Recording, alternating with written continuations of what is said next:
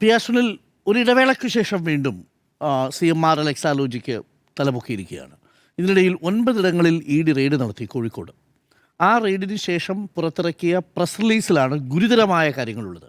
CMRL എക്സാലോജിക്കിനും അപ്പുറത്തേക്ക് ദുബായിലേക്ക് നടത്തിയ പണമിടപാട്, 20 കോടി രൂപയുടെ അൺഅക്കൗണ്ടഡ് മണി ട്രാൻസാക്ഷൻസ് എന്നൊക്കെയാണ് പറയുന്നത്. പക്ഷേ പിടിച്ചെടുത്തത് ചില പേപ്പറുകളിൽ നിന്ന്, ഡയറികളിൽ നിന്നുള്ള കുറിപ്പുകളാണ് എന്ന് ED തന്നെ സമ്മതിക്കുകയും ചെയ്യുന്നുണ്ട്. വീണ്ടും ഈ സെർച്ചിൻ്റെ അടിസ്ഥാനത്തിൽ മെയ് 27 നടന്ന വീണ തൈക്കണ്ടിയുടെ വീട്ടിലും മറ്റും നടന്ന സെർച്ചിൻ്റെ വിവരങ്ങൾ ഇപ്പോൾ പുറത്തുവിടുന്നത് എന്തിന് എന്നാണ് CPM ചോദിക്കുന്ന ഒരു പ്രധാന ചോദ്യം. നിലവിൽ പാർട്ടി ഇതിനെ വിശദീകരിക്കാൻ വേണ്ടി മുതലക്കുളത്ത് ഒരു വിശദീകരണ യോഗം വിളിച്ചിട്ടുണ്ട്. പാർട്ടി പ്രതിരോധത്തിലാവുകയാണോ വീണ്ടും? കാരണം കോഴിക്കോട് ജില്ലാ സെക്രട്ടേറിയറ്റ് അംഗത്തിൻ്റെ ഓഫീസിൽ അദ്ദേഹത്തിൻ്റെ ബിസിനസ് സ്ഥാപനത്തിൽ റെയ്ഡ് നടന്നു. മുഹമ്മദ് റിയാസിനത് പാർട്ടി പ്രതിരോധം തീർക്കുമെന്ന് പറയേണ്ടി വന്നു. ഇപ്പോൾ വീണയ്ക്കെതിരെ മറ്റ് ആരോപണങ്ങൾ കൂടി ഉന്നയിക്കുന്നു. ഒരു പരിധിവരെ പാർട്ടി പ്രതിരോധത്തിലാണ് എന്ന് തന്നെയാണ് എൻ്റെ അഭിപ്രായം. കാരണം പാർട്ടി പ്രതിരോധത്തിലാകുന്നത് വീണ ടി എന്ന് പറയുന്നത് മുൻ മുഖ്യമന്ത്രി പിണറായി വിജയൻ്റെ മകളാണ്, ഇപ്പോഴത്തെ പ്രതിപക്ഷ നേതാവിൻ്റെ മകളാണ്. അപ്പോൾ പ്രതിപക്ഷ നേതാവിൻ്റെ മകൾ വീണ ടി ഒരു അഴിമതി കേസിൽ എൻഫോഴ്സ്മെൻറ്റ് ഡയറക്ടറേറ്റിൻ്റെ അന്വേഷണം നേരിടുന്നു. എൻഫോഴ്സ്മെൻറ്റ് ഡയറക്ടറേറ്റ് തുടർച്ചയായി റെയ്ഡുകൾ നടത്തുന്നു, ചില വിവരങ്ങൾ പുറത്തുവിടുന്നു.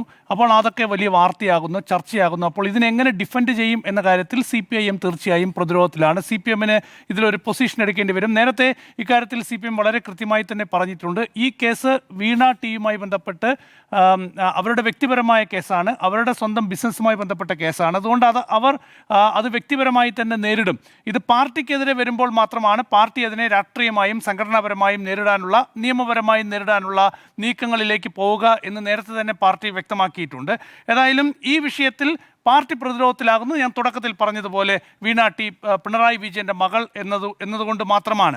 അപ്പോൾ ഇവിടെ മാത്രമല്ല, മുഹമ്മദ് റിയാസിൻ്റെ ഭാര്യ എന്ന നിലയിൽ കൂടി ഇത് പാർട്ടിക്ക് ഒരു പരിധിവരെ ഒരു പ്രതിരോധം സൃഷ്ടിക്കുന്നുണ്ട്, പ്രതിസന്ധി സൃഷ്ടിക്കുന്നുണ്ട്. പക്ഷേ എപ്പോഴും ഈ കേസിൻ്റെ ഒരു ഫാക്റ്റിലേക്ക് കടന്നാൽ നമുക്കറിയാലോ, ഇപ്പോൾ ED പറയുകയാണ് കുറേ കടലാസ് തുണ്ടുകൾ കണ്ടുപിടിച്ചു, ഒരു ഡയറി കണ്ടുപിടിച്ചു, ഒരു കടലാസ് തുണ്ട് കണ്ടുപിടിച്ചു, ഡയറി കണ്ടുപിടിച്ചു. ആ ഡയറിയിൽ ഇങ്ങനെ എഴുതിയിരിക്കുന്നു, കുറേ പേരുകൾ എഴുതി വെച്ചിരിക്കുന്നു. ഒരു കടലാസ് തുണ്ടുകളിൽ ഇങ്ങനെ കുറേ എഴുതി വെച്ചിരിക്കുന്നു, ഒരു 20 കോടി രൂപയുടെ കണക്ക്.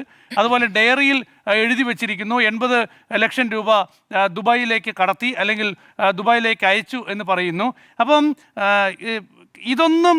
ഇതൊക്കെ ഇങ്ങനെ ED സെലക്റ്റീവായിട്ട് ആ റിലീസ്, എൻഫോഴ്സ്മെൻറ്റ് ഡയറക്ടറേറ്റ് പുറത്തിറക്കിയ ആ ഒരു പ്രസ് റിലീസ് നോക്കിയാൽ ചിരിക്കണോ കരയണോ എന്ന് നമുക്കറിയില്ല. എല്ലാ കാലത്തും എൻഫോഴ്സ്മെൻറ്റ് ഡയറക്ടറേറ്റ് ചെയ്തുകൊണ്ടിരിക്കുന്ന പരിപാടി ഇതാണ്. അപ്പം ഇവിടെ ഒരു ആളെ ടാർഗറ്റ് ചെയ്യുകയാണോ എന്ന് തോന്നുന്ന തരത്തിലുള്ള, സംശയിക്കാൻ കഴിയുന്ന തരത്തിലുള്ള സമീപനം എൻഫോഴ്സ്മെൻറ്റ് ഡയറക്ടറേറ്റിൻ്റെ ഭാഗത്ത് നിന്ന് ഉണ്ട് എന്നുള്ളതാണ്. ഈ റിലീസ് നോക്ക്, ഈ റിലീസിലാകെ എൻഫോഴ്സ്മെൻറ്റ് ഡയറക്ടറേറ്റ് പറയുന്നത് ഒരു ഡയറി കണ്ടെത്തി, ആ ഡയറിയിൽ ഇങ്ങനെ എഴുതി വെച്ചിരിക്കുന്നു, കുറേ പേപ്പറുകളിൽ ഇങ്ങനെ എഴുതി വെച്ചിരിക്കുന്നു 20 കോടിയുടെ കണക്ക് എന്ന് പറയാനാണ് ED ഈ റിലീസ് ഇറക്കിയിരിക്കുന്നത്. അതിൻ്റെ ഭാഗമായിട്ടാണ് 8 കേന്ദ്രങ്ങളിൽ റെയ്ഡ് നടത്തിയെന്ന് പറയുന്നത്. ഈ 1991 ജെയിൻ ഹവാല ഇടപാട് കേസ് നമുക്കറിയാം. അന്ന് LK അദ്വാനി, നമ്മുടെ ഗവർണറായിരുന്ന ആരിഫ് മുഹമ്മദ് ഖാൻ ഉൾപ്പെടെയുള്ളവർ പ്രതിയായിരുന്ന അതെ ആ കേസുണ്ട്. ആ കേസിൽ അന്ന് സുപ്രീം കോടതി വളരെ കൃത്യമായി പറഞ്ഞിട്ടുണ്ട്, ഡയറിയിൽ എഴുതി വെച്ചിരിക്കുന്ന കുറിപ്പുകളോ കടലാസ് തുണ്ടുകളോ വെച്ച് ആരെയും ഒരു കേസിൽ പ്രതി ചേർക്കാനാവില്ല എന്ന് അന്ന് തന്നെ സുപ്രീം കോടതി വളരെ വ്യക്തമായി പറഞ്ഞിട്ടുണ്ട്. അതുകൊണ്ട് ഈ പേപ്പർ തുണ്ടും അതുപോലെ തന്നെ ഡയറി കുറിപ്പും ഒന്നും കോടതിയിൽ നിൽക്കില്ല എന്ന് നമുക്ക് വളരെ വ്യക്തമറിയാം. പക്ഷേ ഇതൊരു രാഷ്ട്രീയമായി ഇത് ഉപയോഗിക്കാൻ കഴിയും എന്നുള്ളതാണ്. അവിടെയാണ് ഈ കേസ് CPMനെ പ്രതിരോധത്തിലാക്കുന്നത്. CPMന് മറുപടി പറയേണ്ടി വരുമ്പോൾ ഇതിനെ എങ്ങനെ ന്യായീകരിക്കും എന്നുള്ളൊരു പ്രശ്നമുള്ളത്. ഏതായാലും ഈ കേസ് നമുക്കറിയാം 2019 ഇൻകം ടാക്സ് റെയ്ഡ് നടക്കുന്നത് CMRL. അന്നാണല്ലോ ഒരു ഡയറി പിടിക്കുന്നത്. ആ ഡയറിയിൽ ഏതാണ്ട് 130 കോടി രൂപയുടെ ഒരു വ്യാജ ചെലവ് CMRL നടത്തി എന്നാണ് അന്ന് ഇൻകം ടാക്സ് ഡിപ്പാർട്ട്മെൻറ്റ് കണ്ടെത്തുന്നത്. അതിൻ്റെ പിന്നീടാണ് അത് SFIO അന്വേഷിക്കുന്നത്. അതിനുശേഷമാണ് വീണ തൈക്കണ്ടിക്ക് CMRL 2.78 കോടി രൂപയുടെ ഒരു ട്രാൻസാക്ഷൻ നടന്നു. ആ ട്രാൻസാക്ഷൻ തക്കതായിട്ടുള്ള സർവീസ് വീണയുടെ എക്സാലോജിക്ക് നൽകിയിട്ടില്ല എന്നുള്ളൊരു കണ്ടെത്തൽ SFIO നടത്തുന്നത്. അതിന് പിന്നാലെയാണ് എൻഫോഴ്സ്മെന്റ് ഡയറക്ടറേറ്റ് കൂടി ഈ കേസിലേക്ക് വരുന്നത്. പക്ഷേ ഇവിടെ ഈ റിലീസിൽ ഇപ്പോൾ പുതുതായി വന്നിട്ടുള്ള വാർത്താക്കുറിപ്പ് നോക്കിയാൽ 182 കോടി രൂപ എന്ന് പറയുന്നുണ്ട് CMRLന്റെ. അതായത് അന്ന് 130 കോടി രൂപയായിരുന്നു, ഇപ്പോൾ അത് 182 കോടി രൂപ എന്നാണ് ED പറയുന്നത്. അപ്പോൾ ഈ 2.78 കോടി രൂപ കടിച്ച് ബാക്കി പണം എവിടെ പോയി, അത് ആർക്കൊക്കെ പോയി, ആർക്ക് വേണ്ടിയാണ് ചെലവാക്കിയത്, അത് സംബന്ധിച്ച് EDയോ ഈ SFIയോയോ എന്തെങ്കിലും ഒരു അന്വേഷണം നടത്തുന്ന വിവരം നമുക്കറിയാമോ? എന്തെങ്കിലും ഒരു അന്വേഷണം നടക്കുന്നുണ്ടോ? അതുമായി ബന്ധപ്പെട്ട് എൻഫോഴ്സ്മെന്റ് ഡയറക്ടറേറ്റിന് എന്തെങ്കിലും പറയാനുണ്ടോ? അതായത് 182 കോടി രൂപ എന്ന് പറയുന്നു.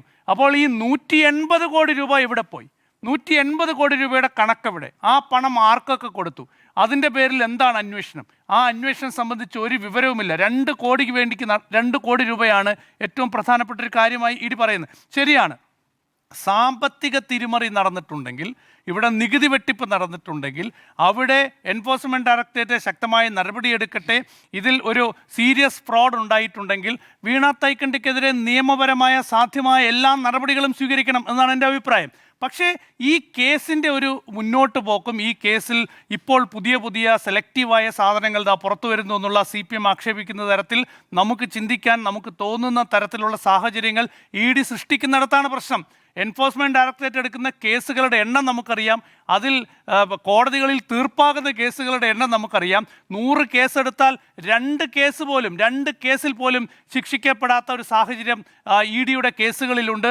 പാർലമെൻറ്റിൽ പലതവണ കേന്ദ്ര ആഭ്യന്തര മന്ത്രാലയം തന്നെ നൽകിയിട്ടുള്ള മറുപടികളിൽ വളരെ കൃത്യമാണ്. എത്ര കേസ് ED എടുക്കുന്നുണ്ട്, അതിൽ എത്ര കേസിൽ കൺവിക്ഷൻ വരുന്നുണ്ട്, എത്ര കേസിൽ വിചാരണ പൂർത്തിയാകുന്നുണ്ട്. ഇപ്പോൾ അരവിന്ദ് കെജ്രിവാളിനെ മുഖ്യമന്ത്രിയായിരിക്കെയാണ് മദ്യക്കോഴയുമായി ബന്ധപ്പെട്ട കേസിൽ കസ്റ്റഡിയിലെടുത്ത് അറസ്റ്റ് ചെയ്ത് ജയിലിലടച്ചത്.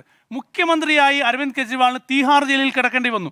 അതിനുശേഷം അരവിന്ദ് കെജ്രിവാൾ മാസങ്ങളോളം ജയിലിൽ കിടന്ന് അദ്ദേഹം ജയിലിൽ നിന്ന് പുറത്തു വന്നു. അതിനുശേഷം അദ്ദേഹം രാജിവെച്ചു. പക്ഷെ പിന്നീട് എന്തുണ്ടായി? ഡൽഹിയിലെ റോസ് അവന്യൂ കോടതി അരവിന്ദ് കെജ്രിവാളിനെ കുറ്റവിമുക്തനാക്കി. അപ്പോൾ മുഖ്യമന്ത്രിയായിരിക്കും നിങ്ങളൊരു മനുഷ്യനെ, ഒരു രാഷ്ട്രീയ നേതാവിനെ, ഒരു ഡൽഹി പോലെ ഒരു സംസ്ഥാനത്തിൻ്റെ മുഖ്യമന്ത്രിയെ അറസ്റ്റ് ചെയ്ത് ജയിലിലിടുകയാണ്. പിന്നീട് ആ കേസിന് എന്താണ് സംഭവിക്കുന്നത്? എൻഫോഴ്സ്മെൻറ്റ് ഡയറക്ടറേറ്റ് ഇപ്പോൾ ആ കേസിൽ എന്ത് നീക്കമാണ് നടത്തുന്നത്? അപ്പോൾ ഇതാണ് ഈ കേസുകളുടെയൊക്കെ ഒരു പ്രശ്നം എന്ന് പറയുന്നത്. രാഷ്ട്രീയ നേതാക്കളെ നിങ്ങൾ ഉന്നം വെച്ച് പോവുക, ആ രാഷ്ട്രീയ നേതാക്കളുടെ കുടുംബാംഗങ്ങളുണ്ടെങ്കിൽ അവരെ ടാർഗറ്റ് ചെയ്ത് പോവുക. പക്ഷേ അപ്പോഴും ചില സംശയങ്ങൾ EDക്കെതിരെ, അതായത് ഒരു വിരൽ ED ചൂണ്ടുമ്പോൾ ഒരുപാട് വിരലുകൾ EDക്ക് നേരെ ചൂണ്ടുന്ന സാഹചര്യമുണ്ട്. അത് പരിഹരിക്കാൻ എൻഫോഴ്സ്മെൻറ്റ് ഡയറക്ടറേറ്റിന് കഴിയുന്നില്ല എന്നുള്ളതാണ്. അതാണ് ഞാനിവിടെ പറയുന്നത്. കുറേ തുണ്ട് കടലാസ്, അത് പുതുതായി വരികയാണ് ഇപ്പോൾ, കുറേ തുണ്ട് കടലാസ്, ഒരു ഡയറി കുറിപ്പ്, ഇത്രമാത്രം ഡയറിയൊക്കെ എവിടെ നിന്ന് കിട്ടുന്നോ ആവോ. ഏതായാലും EDയുടെ നീക്കം സംശയമാണ്. EDയുടെ നീക്കത്തിൽ വലിയ സംശയമുണ്ട് എന്നതാണ് എൻ്റെ ടേക്ക്.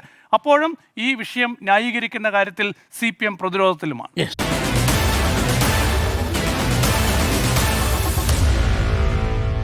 Meet the editors.